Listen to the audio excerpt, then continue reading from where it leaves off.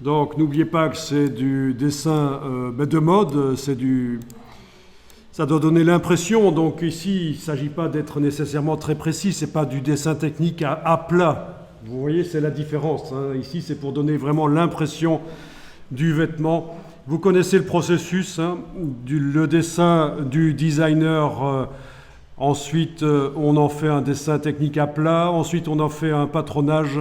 Voilà, donc c'est différents processus que vous connaissez mieux que moi. Mais n'essayez pas ici de faire quelque chose d'hyper précis. C'est le dessin général du vêtement, l'impression générale qu'on donne.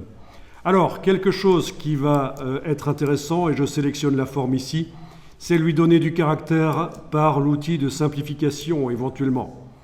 Mais avant d'utiliser cet outil, bien sûr, je viens d'enregistrer le document, comme ça, au cas où je me plante au point de vue créatif ou technique, il me reste la version qui est sur le disque dur. C'est toujours intéressant d'enregistrer de temps en temps sous un nom différent, au cas où on se plante, il nous reste la version d'avant au moins.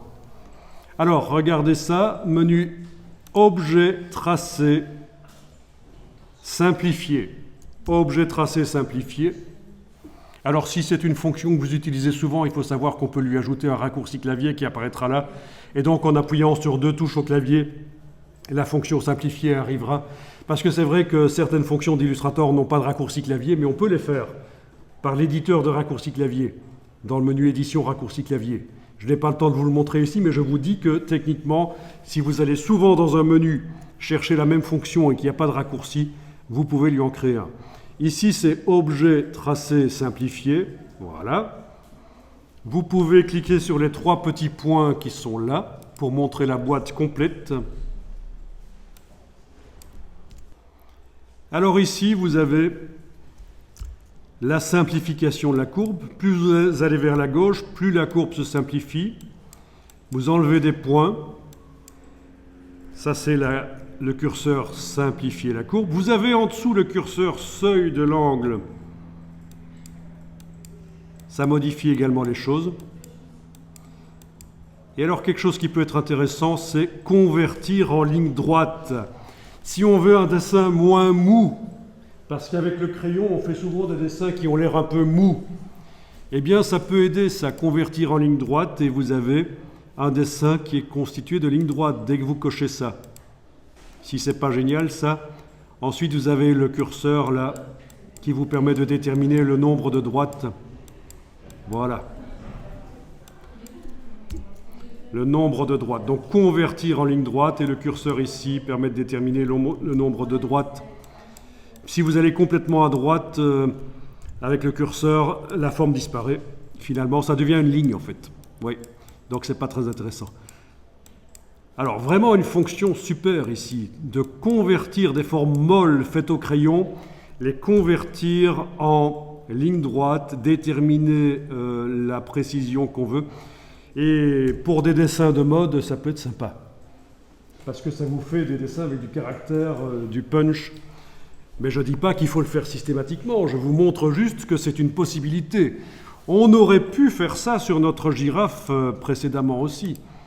Vous aviez une girafe,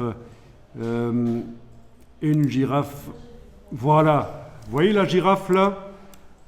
Vous l'ouvrez pas, je vous montre juste la girafe qu'on avait faite. Oui, elle est molle quoi. Donc, objet tracé, simplifié. Je détermine, sans avoir l'option convertir en ligne droite cochée, je détermine le nombre de points, mais si je coche convertir en ligne droite, voilà, je peux obtenir des choses un peu plus design et ça peut être sympa. Ça peut être sympa. Il faut vraiment trouver la bonne valeur.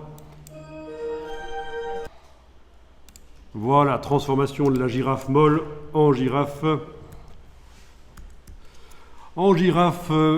à ligne droite. Regardez, je fais CTRL Z.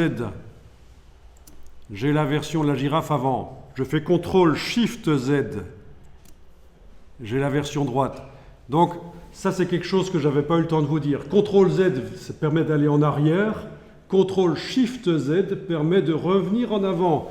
Mais vous auriez pu le trouver par vous-même en allant dans Édition, Annuler, il est indiqué CTRL-Z. Édition, Rétablir, il est indiqué majuscule CTRL-Z. Donc c'est des raccourcis à connaître. C'est très intéressant pour voir l'avant et l'après. CTRL-Z, CTRL majuscule Z. Donc aller en arrière, aller en avant. CTRL-Z, CTRL majuscule Z, CTRL-SHIFT-Z. Voilà. Donc ça, je devais vous le dire aussi parce que c'est vraiment très intéressant. Je reviens sur le dessin du modèle ici et on va continuer rapidement l'explication. Le transfert d'un style existant que vous avez mis au point ailleurs, le transférer dans le document ici.